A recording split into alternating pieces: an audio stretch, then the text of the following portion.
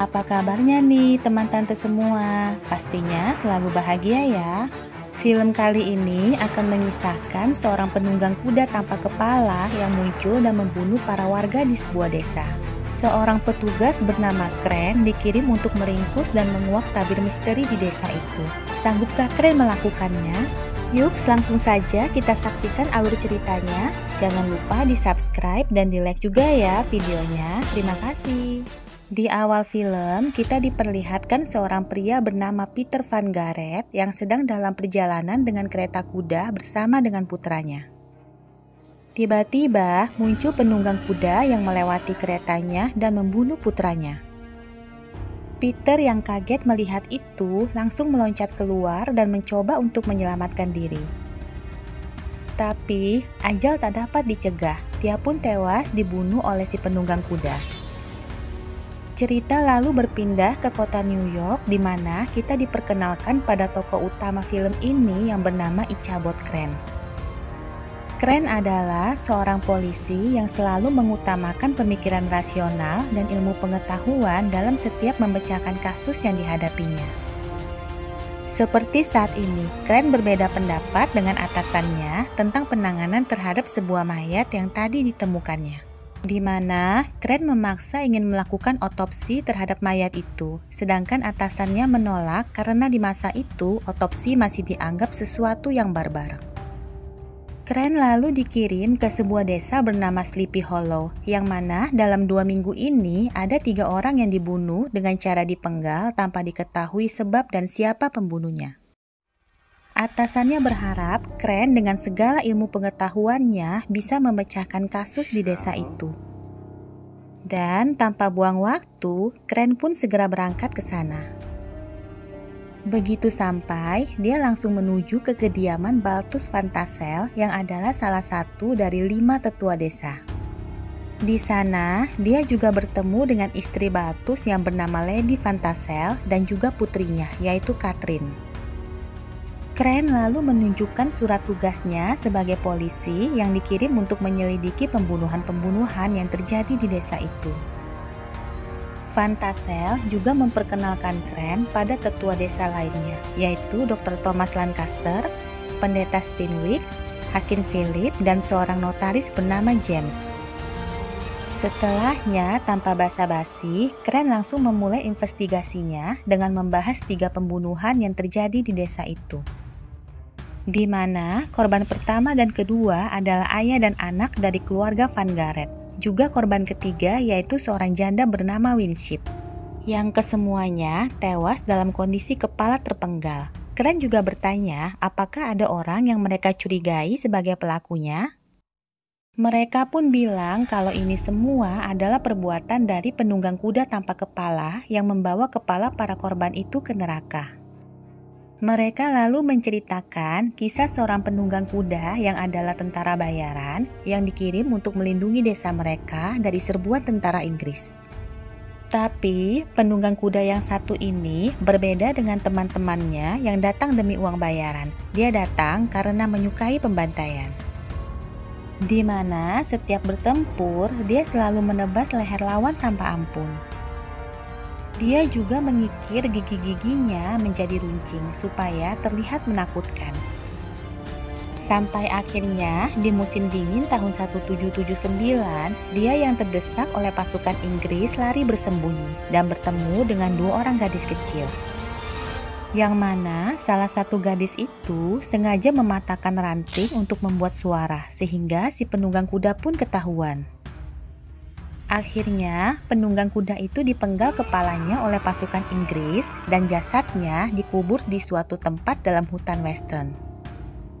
Sejak saat itu, hutan western menjadi angker sehingga warga desa tak berani berkeliaran di sana.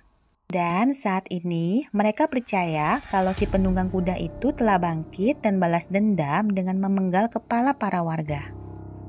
Tapi, Crane yang rasional tak mau percaya dengan kisah hantu itu dan dengan yakin berkata kalau dia akan menangkap si pembunuh yang pastinya adalah manusia. Beberapa hari kemudian, tampak pria bernama Jonathan Masbat yang sedang mengawasi sesuatu dengan senapannya. Mendadak, dia menembakkan senapannya dan berlari keluar rumah menghindari si penunggang kuda yang terus mengejarnya. Penunggang kuda itu lalu mengeluarkan pedangnya dan dengan sekali tebas kepala Jonathan pun melayang. Sontak para warga jadi geger dengan temuan mayat Jonathan. Saat Crane sampai di sana, dia pun langsung memeriksa mayat Jonathan juga melakukan reka ulang. Dan menemukan fakta bahwa leher Jonathan putus dengan sekali tebas dan tidak menimbulkan banyak bercak darah karena tepinya seperti langsung dibakar. Kemudian saat prosesi pemakaman, Crane bertemu dengan anak Jonathan yang kita sebut saja Junior. Junior yang saat ini jadi yatim piatu meminta untuk bekerja pada Crane dan membantunya mencari pembunuh ayahnya. Tak lama, Hakim Philip menghampiri dan memberi Crane informasi bahwa Jonathan bukanlah korban keempat, tapi yang kelima. Crane dengan dibantu Junior lalu membongkar semua kuburan para korban dan menemukan luka sayatan di perut salah satu korban, yaitu janda Winship. Crane pun segera membawa mayat itu ke tempat Dr. Thomas untuk diotopsi ulang. Yang hasilnya adalah janda Winship saat dibunuh sedang dalam kondisi hamil dan janinnya juga ikut dibunuh.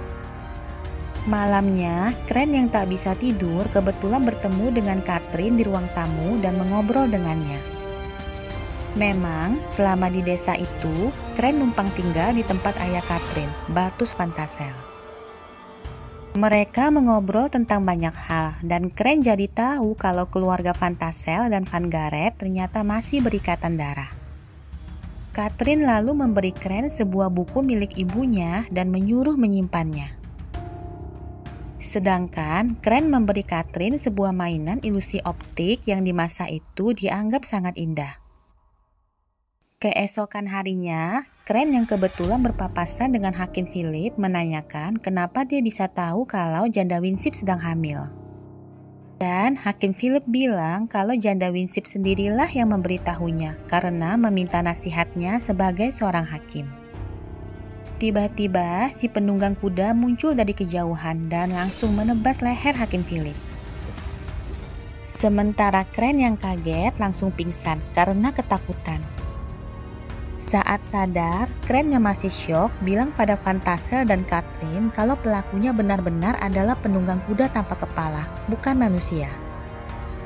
Van Tassel langsung bilang, kan dari kemarinan udah dibilangin, siapa suruh gak percaya. Setelahnya, Junior membawa Crane ke tempat seorang wanita yang mengerti ilmu sihir untuk menanyakan tentang si penunggang kuda. Wanita itu lalu melakukan ritualnya dan dia menyuruh Crane untuk mengikuti jalan setapak di hutan menuju arah matahari tenggelam sampai tiba di pohon orang mati. Disitulah kuburan si penunggang kuda berada. Tanpa buang waktu, mereka pun segera berangkat mengikuti petunjuk si penyihir. Dan saat sampai di sana, secara kebetulan mereka bertemu dengan Catherine. Crane lalu mengambil kapak dan menebas akar pohon tersebut, yang mana setiap tebasannya memercikkan cairan semacam darah. Dan ternyata di dalam pohon itu tersimpan kepala-kepala dari para korban si penunggang kuda. Crane lanjut menggali tanah di samping pohon itu dan menemukan kerangka si penunggang kuda tapi tak menemukan kepalanya. Kelihatannya ada yang mengambil kepala itu, sehingga membuat hantu si penunggang kuda bangkit untuk mencari kepalanya. Mendadak, si penunggang kuda pun keluar dari dalam pohon itu dan segera memacu kudanya. Crane juga langsung melompat ke kudanya untuk mengejar. Scene lalu berpindah ke rumah seorang bidan bernama Beth yang sedang bersama dengan suaminya, Kilian, dan Thomas anaknya. Tiba-tiba si penunggang kuda muncul dan Kilian langsung berteriak menyuruh Beth untuk lari. Kilian terus mencoba untuk melawan, sedangkan Beth menyembunyikan Thomas di ruang bawah tanah rumah mereka. Tapi dalam sekejap kepala Kilian lepas dari lehernya, begitu juga dengan Beth. Bahkan Thomas yang masih kecil pun tak lepas dari kekejaman si penunggang kuda itu. Brom, tunangan Catherine yang kebetulan berada di dekat situ, mendengar teriakan Thomas, dan saat sampai di sana, dia melihat si penunggang kuda yang akan beranjak pergi. Brom segera menembak si penunggang kuda itu hingga terpental jatuh dari kudanya. Menyangka si penunggang kuda sudah tewas, Brom langsung mendekatinya. Tiba-tiba, Brom pun langsung panik, mencoba mengisi ulang pelurunya. Tapi karena nggak keburu, dia pun menyerang dengan senapannya. Tapi si penunggang kuda mengabaikan Brom karena memang bukan Brom yang jadi sasarannya malam ini. Tepat pada saat itu, Crane juga tiba di sana. Mereka pun segera mengambil celurit yang tergantung di samping rumah dan menyerang si penunggang kuda. Yang mana pada akhirnya membuat Crane terluka hingga pingsan, sementara Brom tewas terbunuh. Saat siuman, Crane langsung menjelaskan pada Catherine kalau sebenarnya si penunggang kuda tidak mengincar Brom, tapi karena Brom menyerangnya, maka dia pun dibunuh. Selain itu, Crane juga menyadari kalau si penunggang kuda itu dikendalikan oleh seseorang yang mencuri tengkorak kepalanya. Keesokan harinya, Crane yang sudah membaik mulai menyelidiki hubungan 3 tetua desa yang tersisa dengan kematian korban pertama, yaitu Van Gareth. Dan saat melihat buku silsilah para warga di desa itu, Crane yang menyadari sesuatu segera berangkat ke tempat salah satu tetua, yaitu James si notaris. Saat sampai di sana, Junior tiba-tiba menemukan tas milik ayahnya tergeletak di atas meja. Sedangkan Crane langsung meminta agar James menunjukkan surat wasiat milik Van Gareth. James lalu bilang bahwa isi surat wasiatnya menjatuhkan warisannya pada anaknya yang juga ternyata meninggal.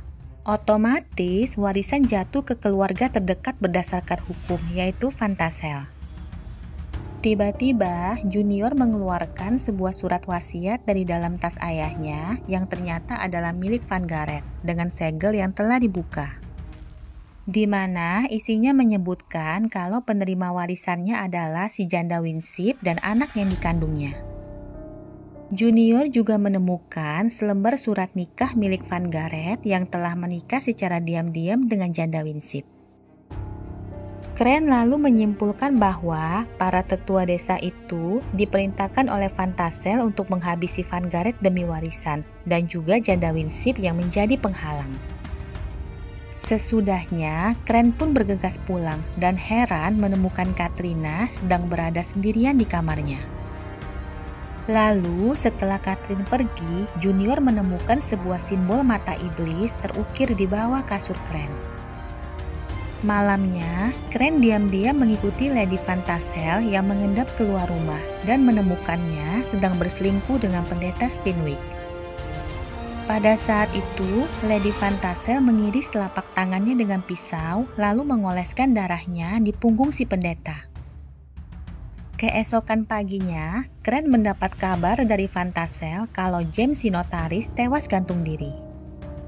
Dan juga nanti sore, seluruh warga diminta berkumpul di gereja untuk rapat darurat. Tak berselang lama, saat Lady Van Tassel sedang mengumpulkan bunga di tepi hutan, Van Tassel melihat si penunggang kuda muncul dan menebas leher istrinya.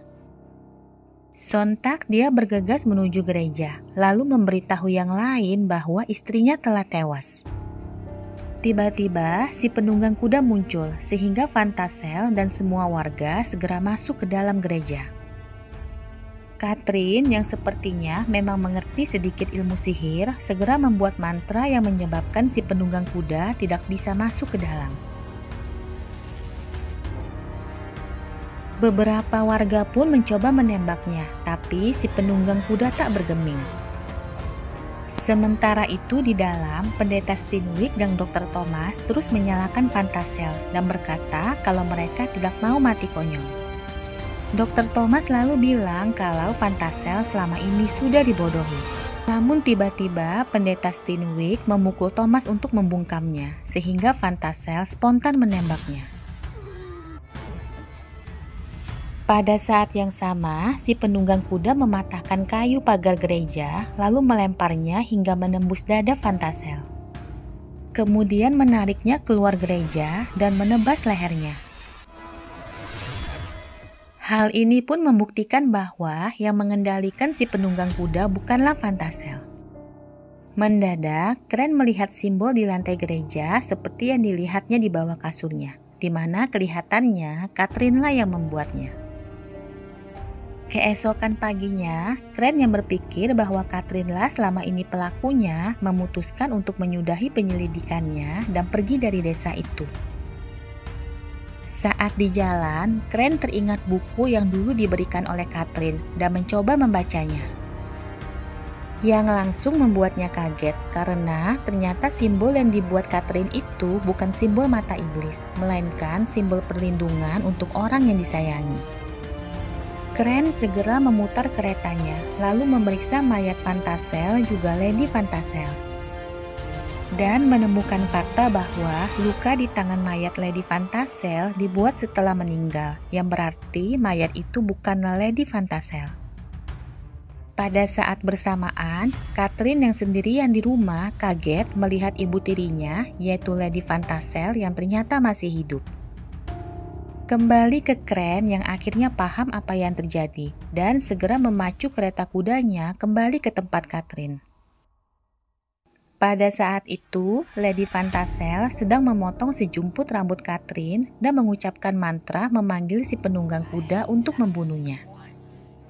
Ia juga menceritakan bahwa dulu setelah ayah dan ibunya yang dituduh sebagai penyihir meninggal, dia bersama adiknya hidup sendirian di dalam hutan karena para warga takut pada mereka. Hal ini pun membuatnya jadi dendam dengan semua orang di desa itu, terutama Van Gareth dan Fantasel yang telah membuat mereka jatuh miskin. Sampai suatu ketika mereka berpapasan dengan si penunggang kuda yang mati dibunuh. Dia pun berdoa pada iblis menawarkan jiwanya, asalkan iblis mau membangkitkan si penunggang kuda untuk membalaskan dendamnya. Itulah sebabnya janda Winsip dibunuh karena menghalangi warisan Van Gareth jatuh ke Fantasel. Yang ternyata lagi, Fantasel mewariskan hartanya pada Catherine sehingga Catherine juga harus mati.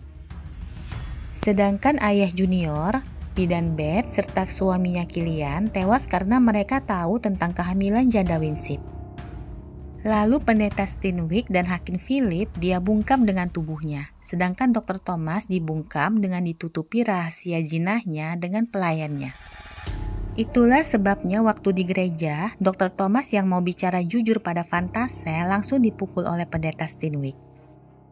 Intinya, Lady Fantasel mau semua harta Van Gareth juga Fantasel jatuh ke tangannya, sehingga membunuh semua yang menghalanginya.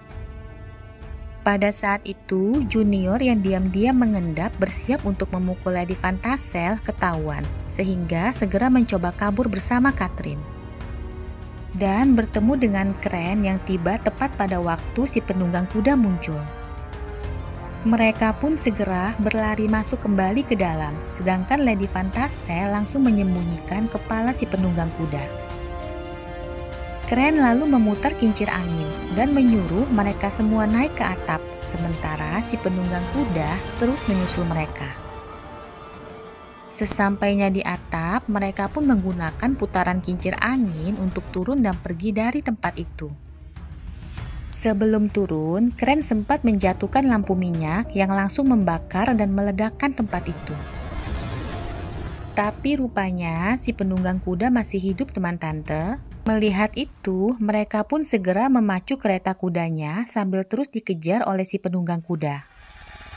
Akhirnya mereka pun sampai di pohon mati bersamaan dengan Lady Fantasel yang menodongkan senjatanya. Kren segera menyuruh Catherine pergi, sementara dia ditembak di bagian dada. Sesudahnya, Lady Fantasel menjambak Catherine dan menyuruh si penunggang kuda segera menebas lehernya. Kren yang ternyata masih hidup melihat bungkusan kepala di kuda Lady Fantasel dan segera menjatuhkannya. Lalu melemparkan kepala tersebut ke arah si penunggang kuda tepat saat dia akan menebas Catherine. Si penunggang kuda itu pun segera memasang kembali kepalanya dan setelahnya dia meraih Lady Fantasel dan membawanya masuk ke dalam pohon mati.